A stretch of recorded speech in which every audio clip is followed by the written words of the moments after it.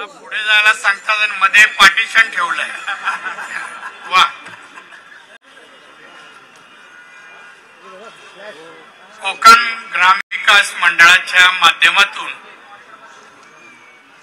सन्माननीय सीताराम राणे आयोजित केलेलं कोकण महोत्सव साजरा होतोय. गेली 26 वर्ष हा महोत्सव साजरा होत असताना बहुतांशी वर्षे मी हजेरी लावलेली आहे. या वेळेलाही शक्य होईल की नाही माहित नाही, पण तरी शक्य करून आपल्या सर्वांना भेटायला कोकण महोत्सवाचं निमित्त या ठिकाणी करून मी आपल्याला भेटायला आलेलो आहे. या महोत्सवाच्या निमित्ताने कार्यक्रमाला उपस्थित असलेले माझे सहकारी श्रीयुत निरंजन डावखरे आमदार साहेब, सन्माननीय सीताराम राणे अध्यक्ष, सामान्य विकास पाटील परिवहन सदस्य संतोष राणे, मंचकावरील अन्य मान्यवर, ठाण्यातील सर्व वडीलधारी मंडळी, पत्रकार मित्र, बंधू भगिनींनो आणि मित्र, कोकण महोत्सवाच्या निमित्ताने ठाण्याला आल्यानंतर इथल्या लोकांना भेटल्यानंतर राजकारणात एक प्रेरणा मिळते असे संकेत आहे. या स्तुत्य हेतूने मी आज हा कार्यक्रम स्वीकारलेला आहे. सन्माननीय सीताराम राणे यांनी ही संस्था जन्माला घातली. कोकण ग्रामविकास मंडळ यांनी गेली 25 वर्ष 26 वर्ष कोकण महोत्सव आयोजित करते. बंधू भगिनीनो आणि मित्र, हा कोकण महोत्सव या मुंबईनंतर पुणे आणि आता महाराष्ट्रात वेगवेगळ्या ठिकाणी साजरा होतोय. या मागचा हेतू संकल्पना माझी अशी होती. मला 1990 साली माननीय बाळासाहेब ठाकरे म्हणाले, राणे तू कोकणात जाऊन उभा राहा. मी म्हटलं साहेब, कोकणात फक्त जन्म झाला, माझं कार्यक्षेत्र मुंबई आहे, तसं मला काय कोण कोकणात ओळखत नाही. राणे तुझी मागणी आहे, तुला जावं लागेल. नमस्कार केला साहेबांना, बोला हो साहेब मी निघालो. आणि 90 साली गेलो मी कोकणात, सिंधुदुर्गात गेलो. मी सिंधुदुर्गातच माझा जन्म झाला आणि सिंधुदुर्गात गेल्यानंतर 90ची निवडणूक मी लढवली पहिल्यांदा आणि त्या निवडणुकीत जिंकलोय मी. कोकणी माणसाने मला मतदान, मी त्या बीएसटीचा चेअरमन होतो, पहिल्यांदाच मला निवडून दिला आणि त्यावेळेला संपूर्ण कोकण मी पाहिला, जवळून पाहिला. पहिलं फक्त गावावरून मुंबईकडे एसटीने जायचं एवढंच माहित होतं कोकण, पण मी संपूर्ण गाव, तालुका, जिल्हा पूर्ण मी फिरलो. कोकणात अनेक समस्या होत्या त्यावेळी. जर 30-35 वर्षापूर्वी कोकण ज्याने पाहिलं त्याला माहित असेल कोकणातले रस्ते कसे होते, कोकणातील पाण्याचा प्रश्न किती जटिल होता. फेब्रुवारी महिन्यानंतर 150 इंच पाऊस पडूनही प्यायला पाणी नसायचं. तिथे असलेली आरोग्य व्यवस्था, विजेचा प्रश्न, अशा सगळेच प्रश्न होते त्यावेळेला. आणि मी गेलो, आमदार झालो. आमदार झाल्यानंतर मी पहिलं महाराष्ट्र विधानसभेच्या त्या इमारतीमध्ये वाचनालय 11 माळे आणि मी ते वाचनालयात गेलो. बोललो मला आमदार, त्याची कर्तव्य आणि कोकणावर कोण लिहिलेली पुस्तकं असतील तर मला द्या. ती पुस्तकं घेतली. मी प्रत्येक समस्या, प्रश्न मी जाणून घेतले.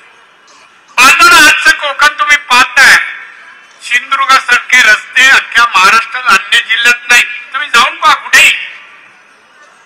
सिंधुदुर्ग एकमेव जिल्हा असा आहे की ते पाण्याचा टँकर लागत नाही, 12 महिने पाणी मिळेल अशी व्यवस्था आहे. मी जेवढी धरणं त्या जिल्ह्यात प्रपोज होती, नियोजित होती,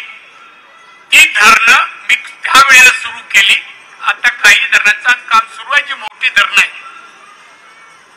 700, 800, 1200 कोटीची अनेक धरणं होती, पूर्ण केली. मी नियमात बसत नव्हते, बसण्यासाठी मार्ग शोधले आणि पूर्णही केली.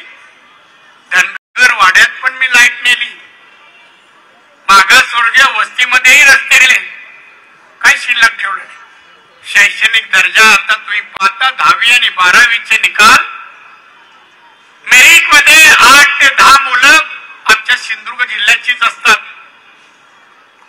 शाळेला वर्ग नव्हते, वर्ग असले ते शिक्षक नव्हते, अशी अवस्था परिस्थिती होती. मी एकाच वेळेला मनोहर जोशी साहेब मुख्यमंत्री होते. 441 जागा शिक्षकांच्या एकाच वेळी भरण्यासाठी विनंती केली, त्यांनी मान्य केली आणि 441 शिक्षक एकाच वेळी पहिल्यांदा असे मिळाले. वर्ग नव्हते, फंड दिला. आज जिल्ह्यात वर्ग नाही, शिक्षक नाही अशी तक्रार कोणी करू शकत. जिल्ह्यात मेडिकल कॉलेज, मोठं हॉस्पिटल. आज मेडिकल कॉलेजमध्ये 750 स्टुडंट आहेत, विद्यार्थी आहेत. उद्या डॉक्टर येऊन बाहेर होणार. इंजिनिअरिंग कॉलेज सुरू केलं, आज 1800 मुलं आहेत. गेली 20 वर्ष हे कॉलेज काय दरवर्षी 1500, 1600, 1700, 1800 मुलं इंजिनियर बाहेर पडतात. वृद्धाश्रम, वेगवेगळे महिला भवन आहे तिथे. ही तुमची प्रोडक्ट आहेत ना, ती सगळे तिथे बनवली जातात आणि मार्केट करतात.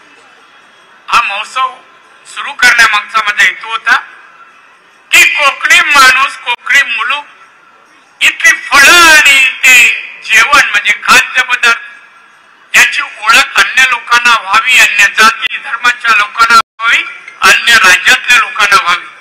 आणि म्हणून त्या दृष्टीने बाजारपेठ आपल्याला मिळवण्याच्या दृष्टीने मी जे प्रयत्न केले त्यामध्ये कोकण महोत्सवाचा विषय मी लावून धरला आणि मुंबई सुरू केला. हे जे बाजारपेठ तुम्ही हे मार्केट या ठिकाणी स्टॉल लावलेत ना, पहिल्या वेळेलाही असे स्टॉल लागले. दुसऱ्या वेळा, तिसरा, दरवर्षी मी कुठल्या ना कुठल्या महोत्सवाला जायचो. इथल्या स्टॉल धारकांना तेव्हाही सांगितलं, आजही सांगतो, आज स्टॉल आहे छोटा असेल, आज विक्री लाखात असेल, 5-10 वर्षांनी तुमची मोठं दुकानं व्हायला पाहिजेत, खाद्यपदार्थ हॉटेल व्हायला पाहिजेत, तरच आपण हे महोत्सव करतो त्यात यशस्वी झालो असं आपण म्हणू शकतो. अनेक जण सांगायला तर दादा मी आता हॉटेल सुरू केलं, कोण म्हणतं मी त्या हे पदार्थ विकण्याचं स्टोअर सुरू केलं. ऐकून बरं वाटतं, बरं वाटतं. बांधून इथे येणारे लोक हे मालवणीच असावे असं मला वाटत नाही. त्यांनी जेव्हा त्यांनीच घ्यावं म्हणजे ह्या पैशातले की पैसे ह्या खिशात एवढंच होईल. मला वाटतं अन्य भाषिकांनी यावं, गुजराती, मारवाडी, पंजाबी, सिंधी, हिंदू, सगळ्यांनी यावं आणि मालवणी जेवणाची टेस्ट करावी. आणि अनेक मालवणी हॉटेल झाली आहेत, लाईन लागते, पाहून आनंद वाटतो. हॉटेलच्या बाहेर लाईन लागते, आपला नंबर कधी करा, बाहेर वास जातो ना, असे तळताना जातो. मग लोकांना वाटतं कधी नंबर लागतो आणि मी कधी ऑर्डर देतो. आज अशी परिस्थिती झाली आहे. मी इथल्या सगळ्या स्टॉलधारकांना शुभेच्छा देतो, तुमची प्रगती होऊ द्या, तुम्ही पण मोठे उद्योजक होऊ द्या आणि त्यासाठी माझ्या शुभेच्छा. बांधवनं कोकण हा एक निसर्गरम्य भाग आहे. आपल्याला आपण राहतो तिथे आपल्याला त्याचं महत्व नाही माहित.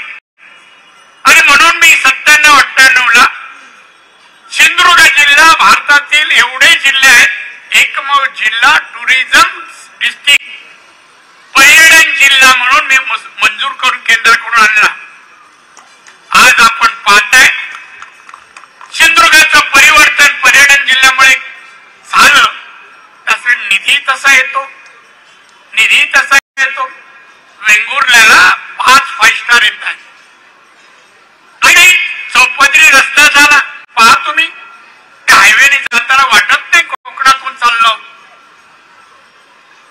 त्या रस्त्याचा अजून मध्ये जो भाग आहे दोन्ही बाजूच्या मध्ये ती फुटपाथ आहे, ती सुशोभीकरणाला पण मी नितीन गडकरी म्हणून 12 कोटी आणले, काम चालू आहे. काही सोडलं नाही. पण त्या जिल्ह्यात निसर्ग पाहिला झाल्यानंतर आनंद अन्य लोकांना व्हावा, बाहेरच्या जिल्ह्यातील लोक व्हावा, बाहेरच्या राज्यातील लोकांना व्हावा, त्यांनी यावं, पर्यटकांनी यावं, आमच्या हॉटेलमध्ये विविध उपक्रमामध्ये पैसे खर्च करावेत आणि ते पैसे आमच्या लोकांच्या खिशात जावे, बँकेत जावे आणि त्यांनी प्रगती साध्य करावी, हा माझा हेतू होता. साध्य झाला असं कधीच म्हणणार नाही, प्रयत्नशील आहोत. बरेच सीवड आणायचंय, मालवणला डिस्नीलँड साठी मी जागा राखून ठेवले, सीवड साठी 100 कोटी मी जागेसाठी दिलेही होते. काही लोकांनी आंदोलन आमका नको, हाय नको थय करा, हे वाक्य ऐकायला मिळेल. काही उपक्रम विमानतळ करायला गेलो तेव्हा जागा हे करता मोजताना आले 5-50 लोक, आमची जमीन आमची शेती होते, इथे विमानतळ नको आम्हाला, काही गरज नाही. मग मला एक आंदोलन होतं, मी एक दिवशी गावी होतो, मला म्हटलं आंदोलन, मी गेलो तिथे. म्हटलं बाबा तुझी कुठे शेती आहे दाखव. दगड, काळ्या दगड आहे त्याचे, ही जागा आहे ना काळे दगड, गवतही येत नाही आणि हे म्हणतात शेती आहे. मी कलेक्टर बोललो ऍक्विशन सुरू करा, मी उभा राहतो. असं करून ऍक्विशन. आता काय काय भाषा, काही टेक्निकल गोष्टीमुळे काही दिवस बंद आहे एअरपोर्ट, पण किती लोकांची व्यवस्था सोय होते. 35 मिनिटात आपण आपल्या गावी पोहोचतो, 35 मिनिटात. आता ट्रेन बघा, ट्रेन आपली बघा, ही ट्रेन देशभर सगळीकडे जाते. आता सेकंड ट्रॅक पण येईल, उद्या बोट. आज तुम्ही बघा समुद्र किनारा, मालवण, वेंगुर्ला, देवगड, किती हॉटेल्स येत आहे. व्यवसाय बघा, तारकर्ली यावर्षी 31 डिसेंबरला आपण पाहायला पाहिजे. नाक्यावरून मालवणच्या नाका ते देवबागला जायला 1.5-2 तास लागले लोकांना, एवढी रश होती, एवढी रश होती. आज लाखो रुपये लोक कमवतात. अहो तिथे ज्यांच्या पडवी आहेत तारकर्ली मालवणला, मी न्यारी योजना सुरू केली त्यावेळेला पर्यटनच्या माध्यमातून. एक पडवी राहायला देतात, सांगली सातारा तिकडून लोक सुट्टी देतात. एक पडवीचे 7 ते 8 हजार रुपये भाडं आहे.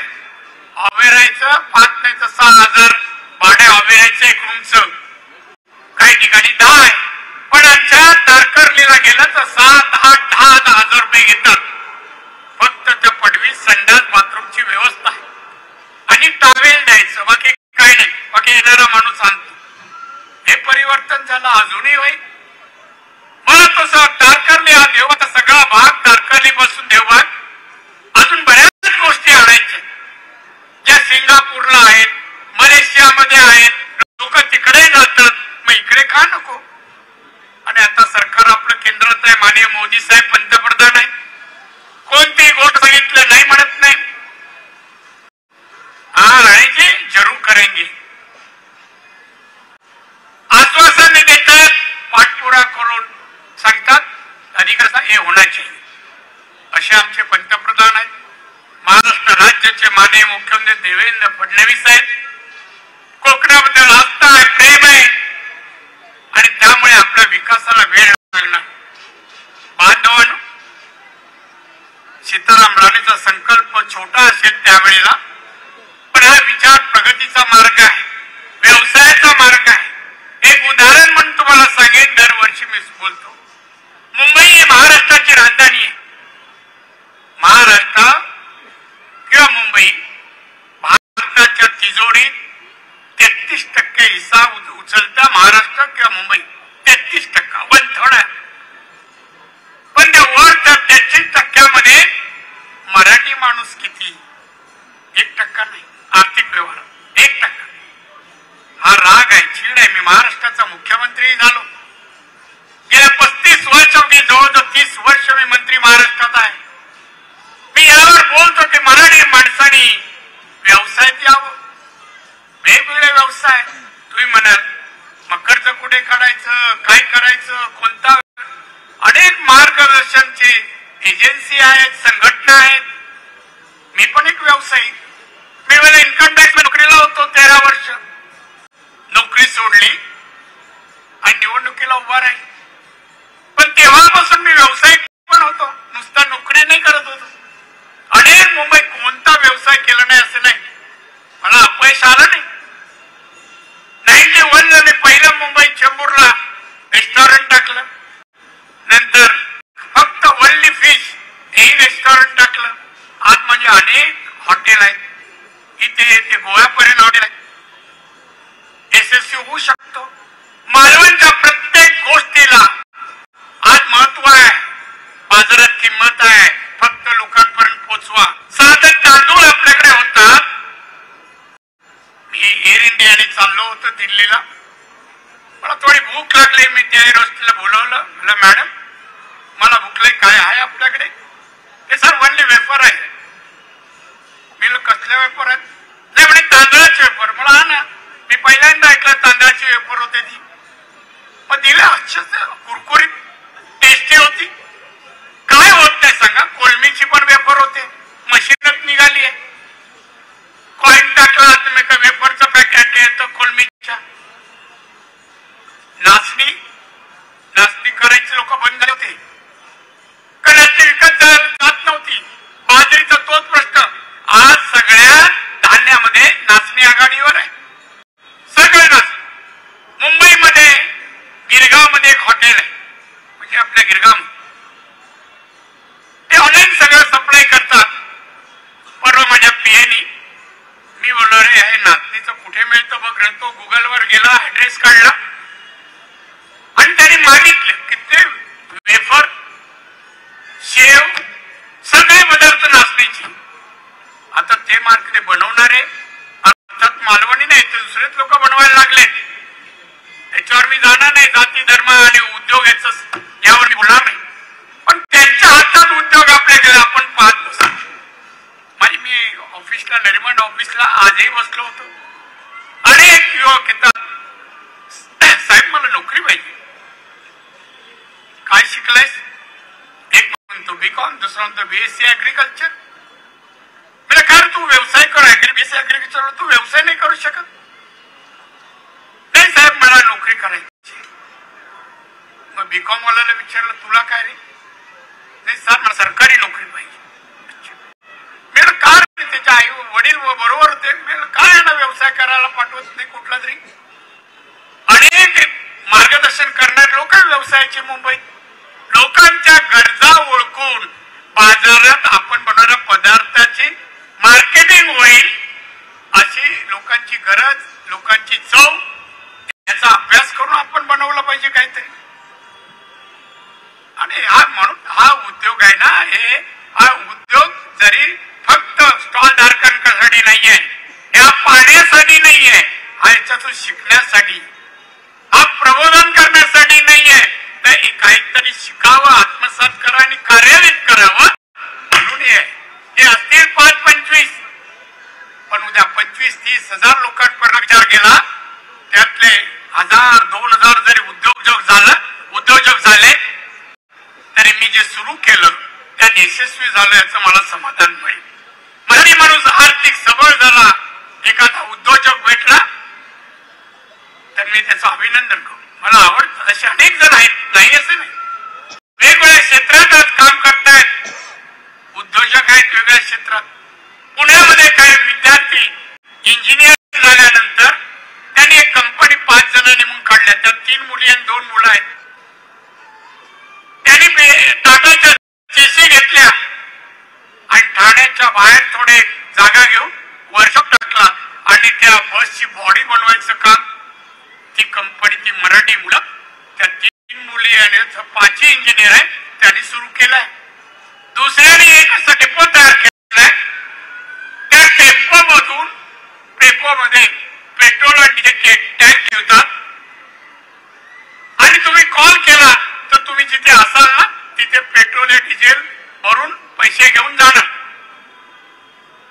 जसं ऑनलाईन मागवल्या आल्यावर माल देतात पैसे घेऊन, तसं पेट्रोल डिझेल हे त्या पुण्याच्या मुला मुलींनी सुरू केले उपक्रम आहे. आणि मग असे उपक्रम केले तर हा पैसा आपल्याकडे सिंधुदुर्ग जिल्ह्याची बँक आहे ना, आम्ही तिथून तशी राज्यात सबळ दिले, आर्थिक सबळ. आम्ही व्यावसायिकांना कर्ज द्यायचं.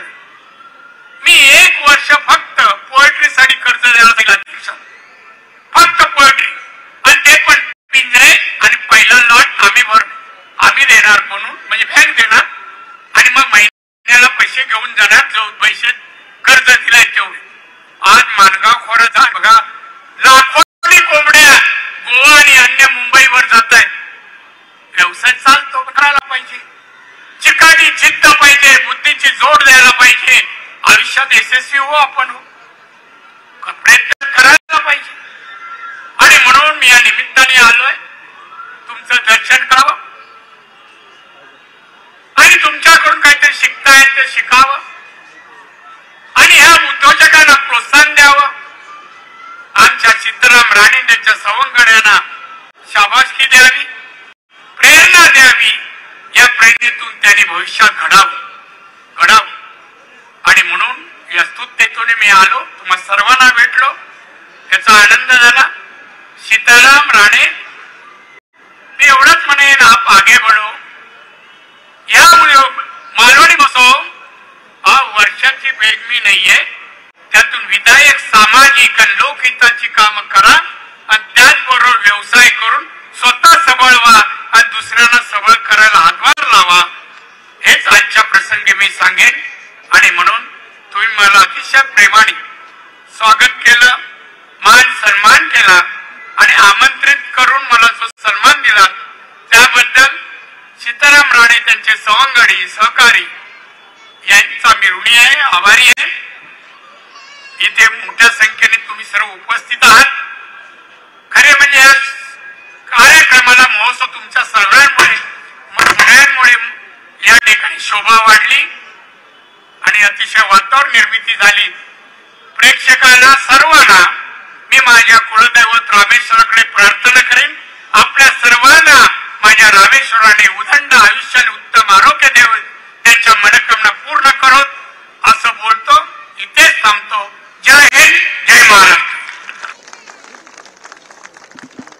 धन्यवाद साहेब. आपण बहुमोल असं मार्गदर्शन या मालवणी महोत्सवाच्या निमित्तानं केलं. खरं सांगू साहेब, तुम्ही सोबत असलात ना की आमचा आम्हालाही आधार लागत नाही. साहेब, तुम्ही सोबत असलात ना की आमचा आम्हालाही आधार लागत नाही.